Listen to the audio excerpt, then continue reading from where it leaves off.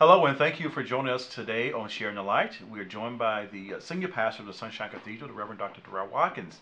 And on this segment, we are talking about, is Christianity the one true religion?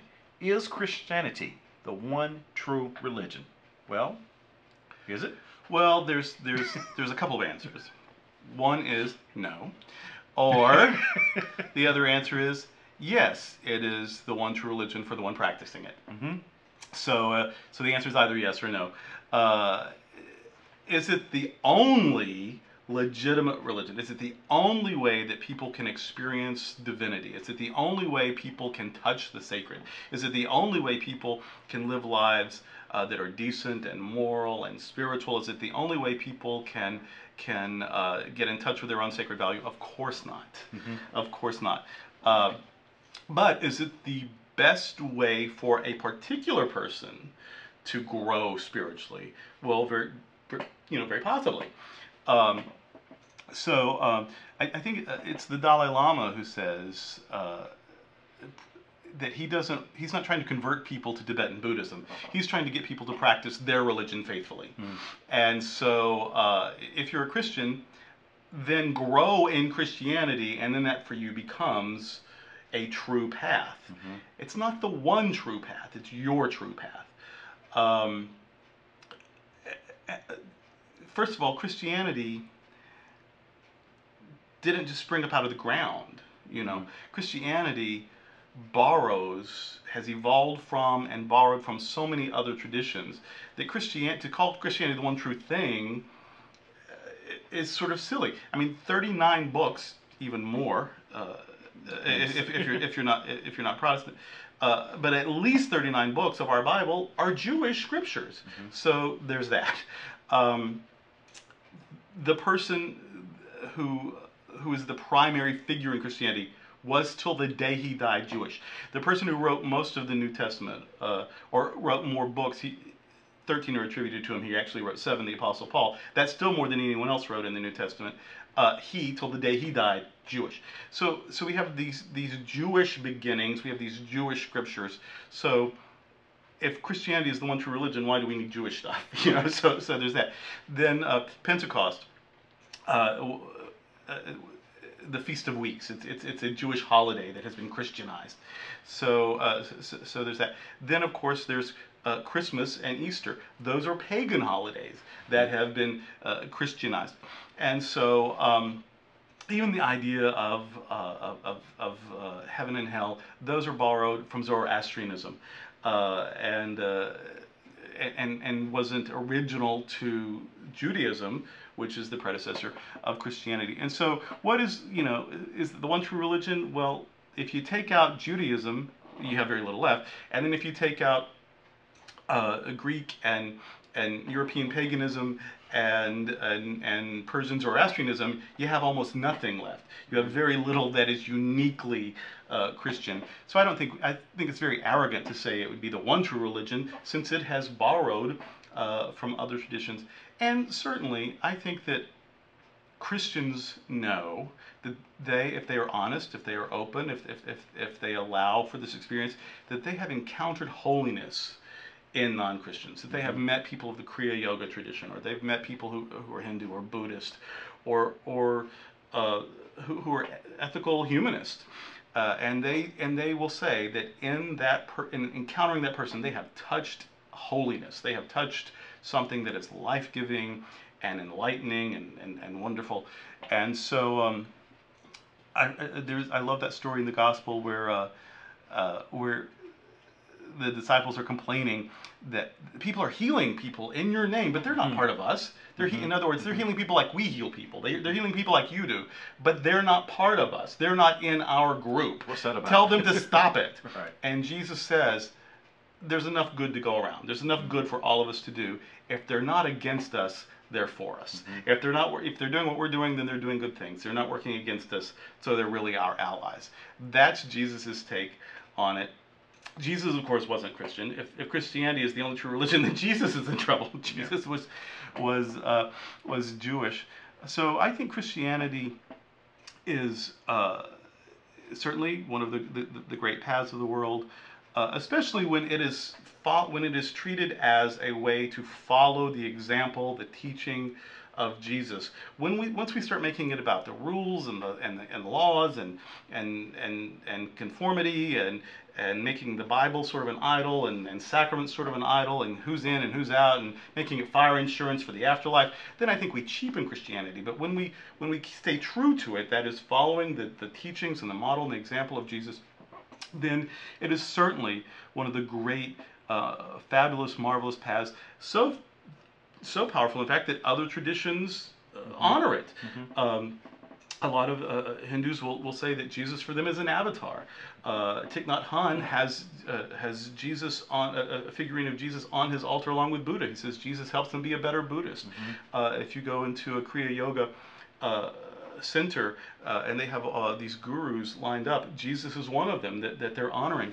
And so, the path of Jesus is such a powerful path. I think that one does well to try to follow it, but to say that institutional Christianity is the only way to be in relationship with God, that's a little arrogant and a little short-sighted, I think. I think people, I'm thinking about myself here. I come out of the Baptist tradition, and I remember one of the biggest arguments my dad and I had was over this thing. He says, the only way to get there is through Jesus. No other way to get to heaven than through Jesus. I am the way, the truth, and the life. One verse from the Gospel of John. One verse from one book. One verse from one. And it's true. And that's the biggest argument I think he and I ever had was over that. And so I think, as I think about the topic today, is Christianity the one true religion? What is it that trips people up, that makes them think, or what is it that hold people back from that kind of a breakthrough? Fear. Okay. Fear. The fear of that it's too much, too little, not enough. Fear that. Okay, there's this one verse. The Gospel of John is written between 90 and 100 A.D., a common era. Jesus is killed about 29.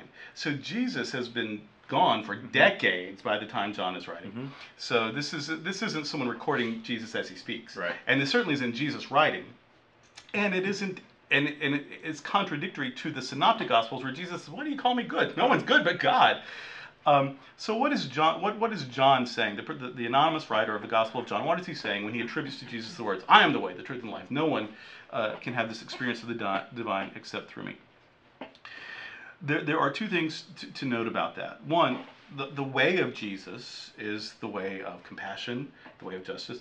The truth of Jesus is that to love God and love neighbor are the primary commandments.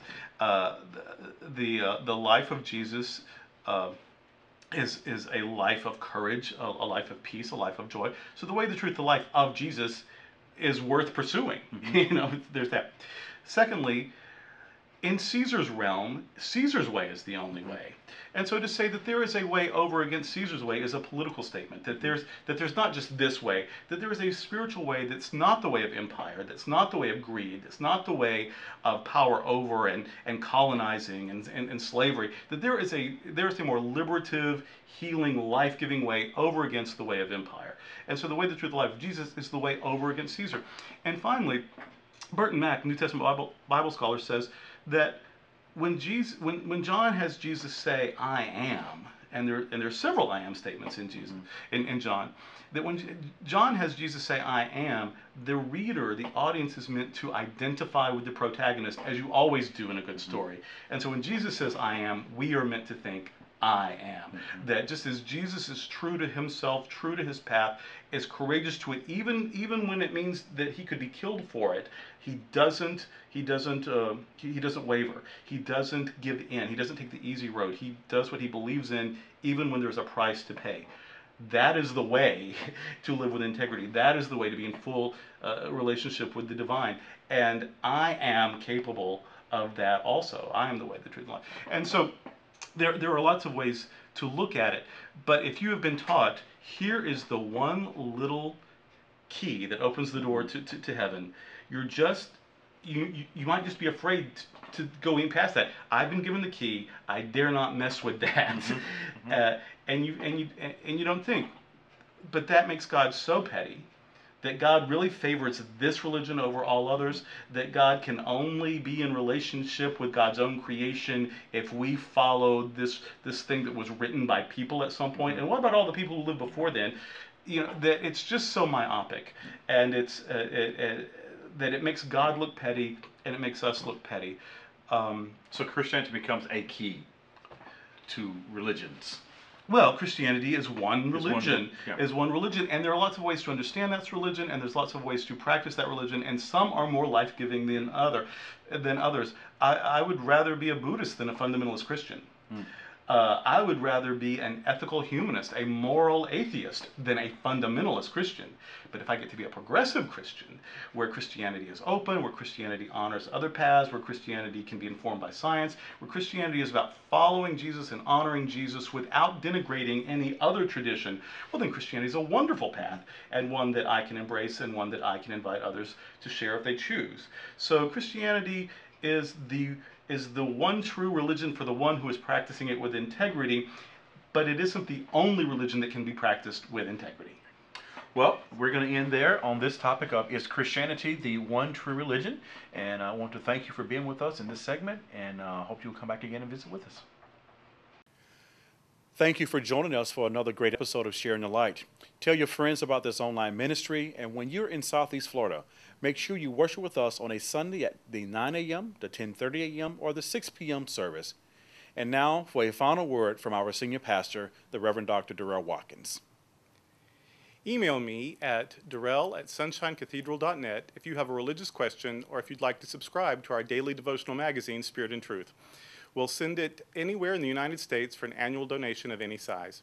You can also email us prayer requests, or you can make donations on our website, www.sunshinecathedral.org. You'll also want to check out our great performing arts series, religious education classes, conferences, and other exciting activities. For now, we wish you many blessings on your spiritual journey.